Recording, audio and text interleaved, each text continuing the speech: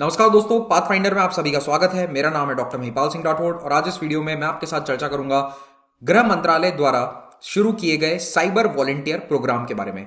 यह प्रोग्राम क्या है, किस तरह से डिजाइन किया गया है, इसके लक्ष्य क्या है, इन सब बातों की हम चर्चा करेंगे। और कल ही गृह मंत्रालय ने खुद पार्लियामेंट में इस प्रोग्राम के बारे में जानकारी दी है ड्यूरिंग द पार्लियामेंट्री प्रोसीडिंग्स। आगे बढ़ने से पहले मैं उन लोगों को रिक्वेस्ट करना चाहता हूं जिन्होंने चैनल को अभी तक सब्सक्राइब नहीं किया है, please hit the subscribe button. अगर आपको वीडियोस अच्छे लगते हैं और आप इन वीडियोस की रेगुलर अपडेट्स पाना चाहते हैं तो आप बेल आइकन भी जरूर दबाइए।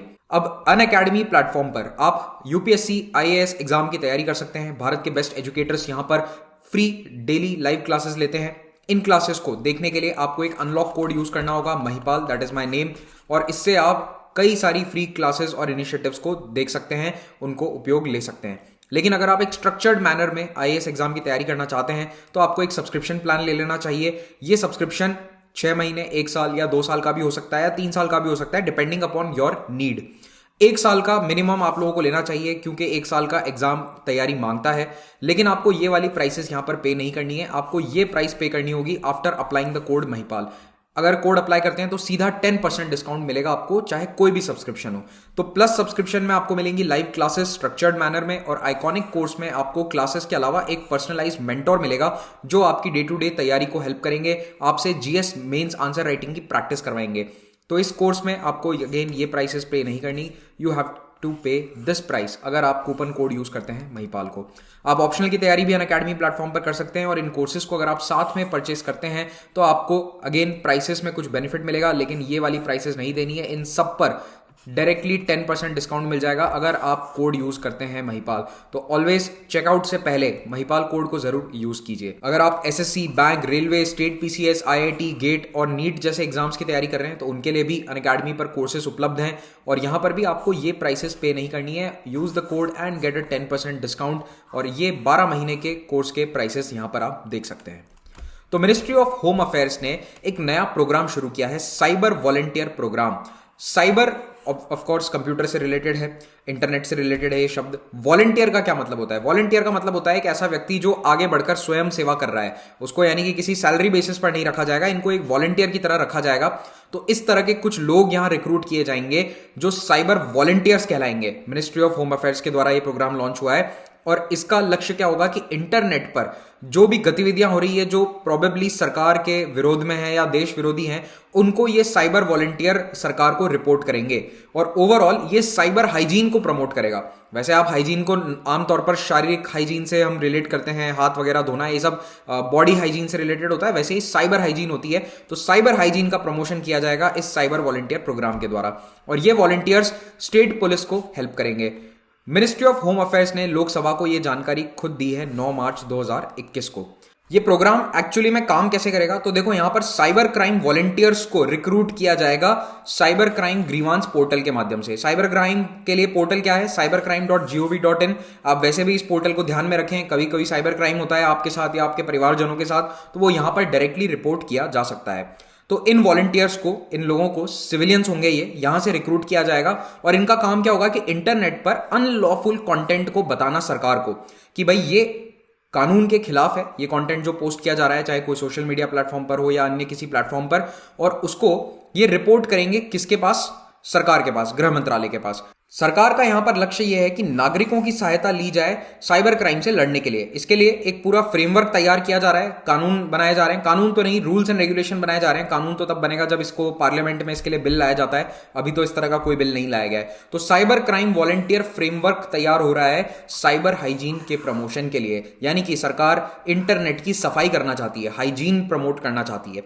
ऑलराइट, तो देखो, इनका रिक्रूटमेंट भी राज्यों की लॉ एनफोर्समेंट एजेंसीज, बेसिकली राज्य की पुलिस करेगी और ये राज्य की पुलिस के लिए ही काम करेंगे। जैसा जैसा उनकी जरूरत होगी वैसा उनको काम दिया जाएगा।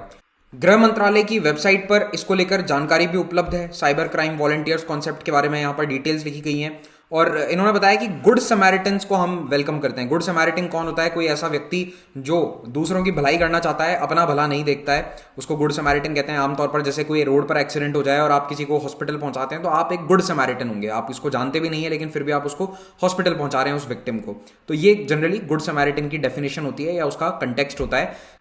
और ये वॉलंटियर्स किस प्रकार का कंटेंट फ्लैग डाउन करेंगे या फिर कौन सा कंटेंट इनको देखना है और सरकार को रिपोर्ट करना है, तो इसके बारे में भी ब्रॉड गाइडलाइंस यहां पर दी गई है काफी वेग टर्म्स में ये लिखा हुआ है कि इन जनरल कोई भी ऐसा कंटेंट जो भारत के किसी भी कानून के खिलाफ हो, if it violets any law in force in India, तो कोई भी कानून को तोड़ता हुआ कोई दिख गया तो आप उसको रिपोर्ट करो। मान लो सोशल मीडिया पर आपको दिख गया कि बिना हेलमेट के कोई बाइक चला रहा है, आप रिपोर्ट कर दो उसको, है ना। तो इस तरह की चीजें भी हो सकती हैं, लेकिन कुछ स्पेशल कैटेगरीज यहां पर मेंशन करी गई हैं, जैसे कि देश की एकता और अखंडता के खिलाफ अगर बात हो रही है, भारत के डिफेंस के खिलाफ बात हो रही है, सिक्योरिटी के खिलाफ बात हो रही है, हमारे रिश्ते हमारे मित्र राष्ट्रों से खराब हों ऐसी बातें हैं, disturbing public order, communal harmony, और फाइनली चाइल्ड सेक्स अब्यूज से रिलेटेड मटीरियल। और एक बात बहुत अच्छी लगी मुझे यहां पर, volunteers are advise to study article 19 of the constitution. क्या आपको ये सभी बातें किसी एक आर्टिकल से थोड़ी सी रिलेटेड लग रही हैं? क्या अगर आप बता पाते हैं तो आपने पॉलिटी अच्छे से पढ़ी है। ये कौन सा एक आर्टिकल है जिसके एक्सेप्शंस बताए जाते हैं, उसमें भी यही सीक्वेंस है, वो जरा कमेंट में बताना अगर आपको मालूम हो तो।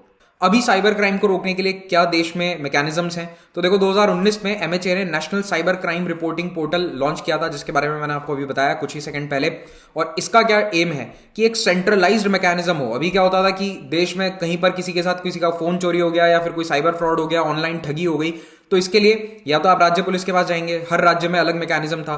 तो सरकार ये चाहती थी कि एक सेंट्रल पोर्टल हो, तो ये केंद्र सरकार के द्वारा लॉन्च किया गया national cyber crime reporting portal.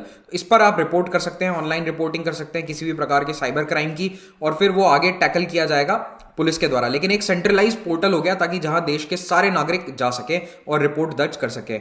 इनका मेन फोकस ये भी है कि जो साइबर अपराध होते हैं महिलाओं और बच्चों के खिलाफ, उनके खिलाफ कार्रवाई करी जाए। और तो मान लो आपने कोई साइबर अपराध को यहां पर रिपोर्ट किया, तो वो अपराध जिस राज्य में हुआ है उस राज्य की पुलिस के पास वो केस ऑटोमेटिकली इस पोर्टल से पहुंच जाएगा, और ये काम उस पुलिस का होगा, उस राज्य की पुलिस का होगा कि वो एफआईआर दर्ज करे और आगे का एक्शन ले। आपको राज्य पुलिस के पास जाकर अलग अलग जगह नहीं जाना पड़ेगा, एक ही जगह पर आप जाकर क्राइम रिपोर्ट कर सकते हैं। अब भारत सरकार ने यह आंकड़ा दिया था कि 18 महीनों में 3,17,000 साइबर क्राइम रिपोर्ट हो चुके हैं इस पोर्टल के माध्यम से।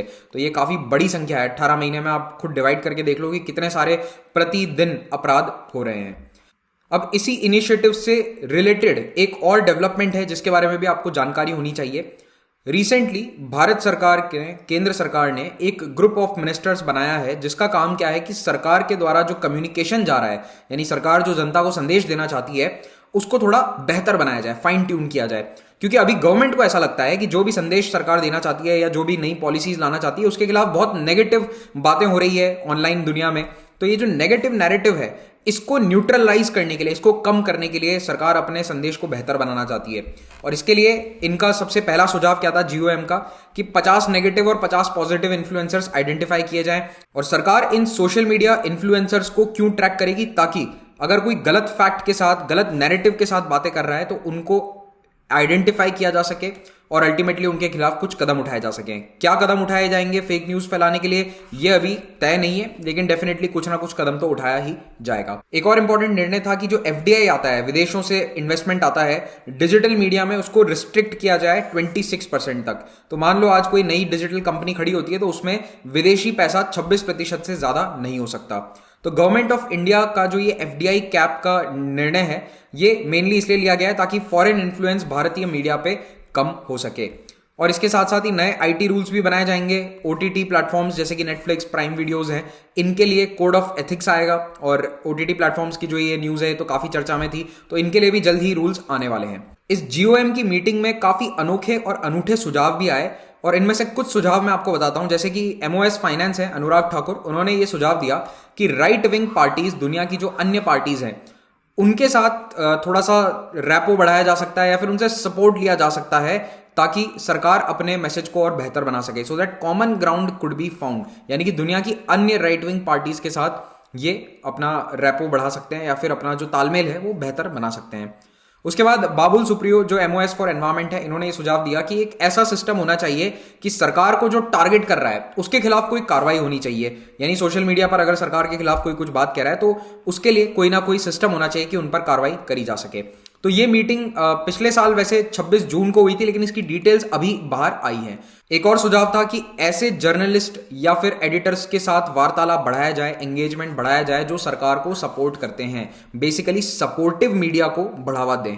उसके अलावा फॉरेन मीडिया के साथ इंटरेक्शन बिल्कुल बंद हो जाना चाहिए, क्योंकि ये काउंटर प्रोडक्टिव है। ये सब सुझाव थे इस मीटिंग के, बाय द वे ये इंप्लीमेंट हुए नहीं है अभी तक, लेकिन सुझाव हैं। श्री एस गुरुमूर्ति ने सुझाव दिया कि न्यूज में सच्चाई और आधी अधूरी सच्चाई, ट्रूथ एंड अनट्रूथ दोनों होने चाहिए। ये भी काफी अनोखा सुझाव है। तो इस तरह के अनोखे अनूठे सुझाव थे इस मीटिंग में। अब हम आते हैं फिर से साइबर वॉलंटियर प्रोग्राम पर। तो इस प्रोग्राम का काफी क्रिटिसिज्म हो रहा है। इंटरनेट फ्रीडम फाउंडेशन ने भी इसको लेकर अपनी चिंताएं जताई है। और वैसे भी अगर आप एक लार्जर पिक्चर में देखें तो ये कल्चर ऑफ सर्वेलेंस किसी भी सोसाइटी के लिए अच्छा नहीं होता। और ये प्रोग्राम बेसिकली एक ऑनलाइन कल्चर ऑफ सर्वेलेंस को बढ़ावा दे रहा है। कल्चर ऑफ सर्वेलेंस से मेरा क्या मतलब है?